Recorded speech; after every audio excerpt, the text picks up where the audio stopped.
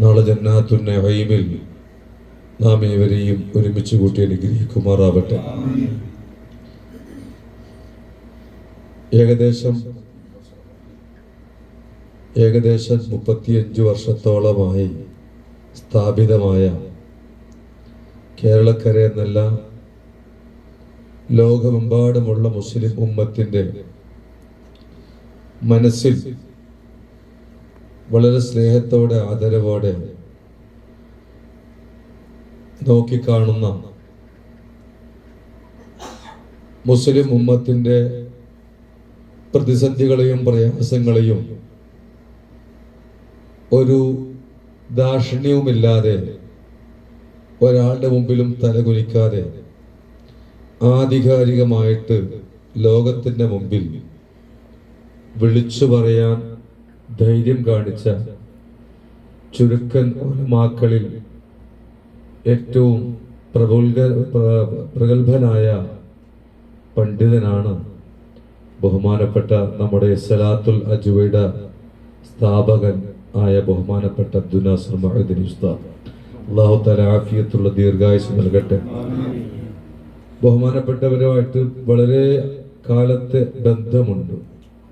ബഹുമാനപ്പെട്ടവർ പറഞ്ഞ ഒരു സംഭവം മാത്രം നിങ്ങൾ ശ്രദ്ധയിൽപ്പെടുത്തുകയാണ്. നിങ്ങളിൽ പലരും വായിച്ചു മനസ്സിലാക്കിയിട്ടുണ്ടാകുമെന്ന് ഞാൻ വിശ്വസിക്കുന്നു.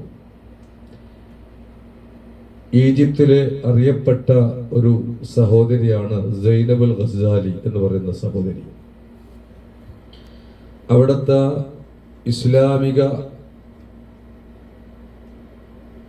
ഇസ്ലാമിനെതിരെ ഭരണകൂട ഭീകരതയുടെ നെട്ടുച്ചയിൽ ഭരണകൂടം നീങ്ങിക്കൊണ്ടിരിക്കുമ്പോൾ അതിനെതിരെ ശക്തമായ നിലപാടെടുത്തതിന്റെ പേരിൽ അതിക്രൂരതകൾക്ക് വിധേയമാക്കപ്പെട്ട ധീര വനിതയാണ് ബഹുമാനപ്പെട്ട സൈനബുൽ ഗസാലി. ബഹുമാനപ്പെട്ടവരെ കുറിച്ചുള്ള ചരിത്രം വലിയ മഹതിയാണ്. ഏകദേശം ഗവൺമെന്റ് ലൈബ്രറികളിൽ ആ പുസ്തകം നമുക്ക് കിട്ടാൻ സാധിക്കും.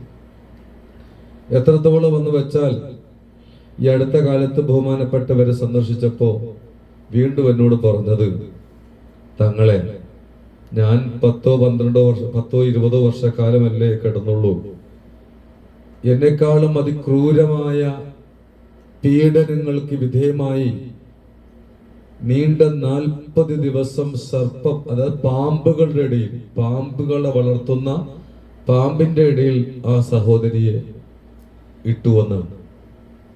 എത്രത്തോളം നെടുവരെ വെള്ളത്തിൽ ദിവസങ്ങളോളം ഭക്ഷണം കൊടുക്കാതെ വെള്ളത്തിൽ കെട്ടിയിട്ട് വന്നു.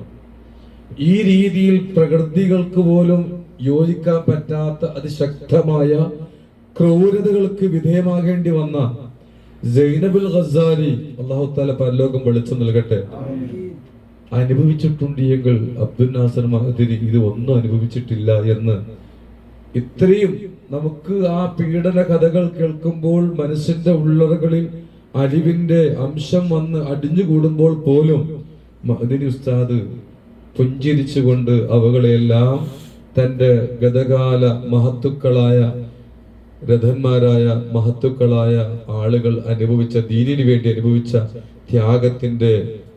ത്യാഗത്തിലേക്ക് ചേർത്ത് വെച്ചുകൊണ്ട് താൻ ഒന്നും അനുഭവിച്ചില്ല എന്ന് പറയപ്പെടുമ്പോൾ അതൊരു ഈമാനികമായ ഖുവ്വത്ത് തന്നെയാണ്. അല്ലാഹു തആല ഇനിയും ദീർഘകാലം ആ നാവിന് അല്ലാഹു ശക്തി നൽകുമാറാവട്ടെ. ആ നാവിന് അല്ലാഹു ശക്തി നൽകുമാറാവട്ടെ, ആഫിയത്ത് നൽകുമാറാവട്ടെ. ശാരീരികമായി ഗവൺമെന്റുകൾക്ക് ബഹുമാനപ്പെട്ടവരെ തകർക്കാൻ ഒരു പരിധിവരെ സാധിച്ചിട്ടുണ്ടെങ്കിൽ തന്നെയും ബഹുമാനപ്പെട്ടവരുടെ മനസ്സിനെയോ നാവിനെയോ തകർക്കാൻ ഇന്നുവരെ ഭരണകൂട ഭീകരതകൾക്ക് സാധിച്ചിട്ടില്ല എന്നതാണ് ഇന്നും അദ്ദേഹത്തിന്റെ നാവിലൂടെ നമുക്ക് കേൾക്കാൻ, അനുഭവിച്ചറിയാൻ സാധിക്കുന്നത്.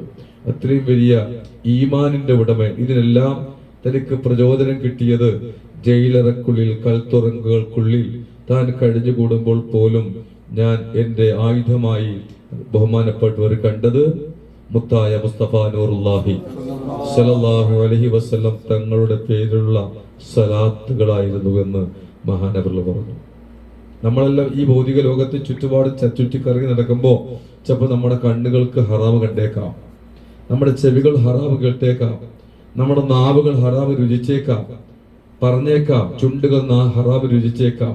എന്നാൽ നീണ്ട 20 ചില്ലാനും വർഷം കൽത്തുറങ്കിൽ അടക്കപ്പെട്ടപ്പോൾ ബഹുമാനപ്പെട്ടവരുടെ നാവിത്തുമ്പിലൂടെ വന്ന ശബ്ദം ഹബീബായ റസൂലുള്ളാഹി സ്വല്ലല്ലാഹു അലൈഹി വസല്ലം തങ്ങളോടുള്ള അതിരറ്റ മഹബ്ബത്തും ഇഷ്ടമായിരുന്നു.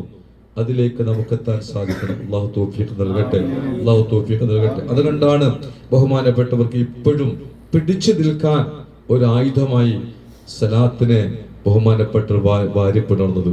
ഏത് പ്രതിസന്ധി ഘട്ടത്തിൽ മഹത്തുക്കളായ പണ്ഡിതന്മാർ, ബഹുമാനപ്പെട്ട മുഹമ്മദ് കുട്ടി ഹസരത്ത് പോലെ, മമ്മക്കുട്ടി ഹസരത്തിനെ പോലുള്ള മഹാന്മാരായ ആരിഫ്യങ്ങൾ പറയുന്നത്, സ്വലാത്ത് എത്ര നമ്മളിൽ ആർജവത്തോടെ പിടിക്കുന്നുണ്ടോ ആ സ്വലാത്ത് നമ്മളെ വല്ലാത്ത രീതിയിൽ നമ്മൾ പ്രൊട്ടക്ട് ചെയ്യുമെന്നാണ്. പല അനുഭവങ്ങളും അതുകൊണ്ട് അതിലേക്കൊന്നും ഞാൻ ഇപ്പൊ പ്രവേശിക്കുന്നില്ല.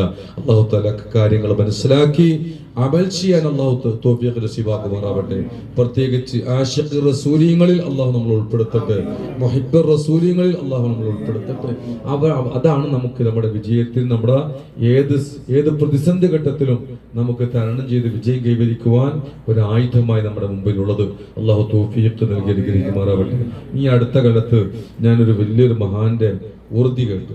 അദ്ദേഹം പറഞ്ഞത്, അഫ്ഗാനിസ്ഥാനിലെ റഷ്യൻ പട്ടാളത്തിനെതിരെയുള്ള ശക്തമായ പ്രതിരോധത്തിൽ അവർ പ്രതിരോധം തീർത്തത് എത്രത്തോളം എന്ന് വെച്ചാൽ ചില ഖുർആനിക വചനങ്ങളും സ്വലാത്തുൻ നബിയുമായിരുന്നു എന്നാണ്. അതിൽ ഏറ്റവും പ്രധാനമായിട്ട് അവർ ഉരുവിട്ടത് കല്ലുകളിൽ അവർ എന്ത് ചെയ്യുമായിരുന്നു? വജഅൽനാ മിൻ ബൈനി ഐദീഹിം സദ്ദൻ വമിൻ ഖൽഫിഹിം സദ്ദൻ ഫഅഗ്ശൈനാഹും ഫഹും ലാ യുബ്സിറൂൻ എന്ന ഖുർആനിക വചനം ഓതി വന്നിരിക്കും. അതിനുശേഷം അതിലേക്ക് 11 സ്വലാത്ത് ചൊല്ലി വന്നിരിക്കും.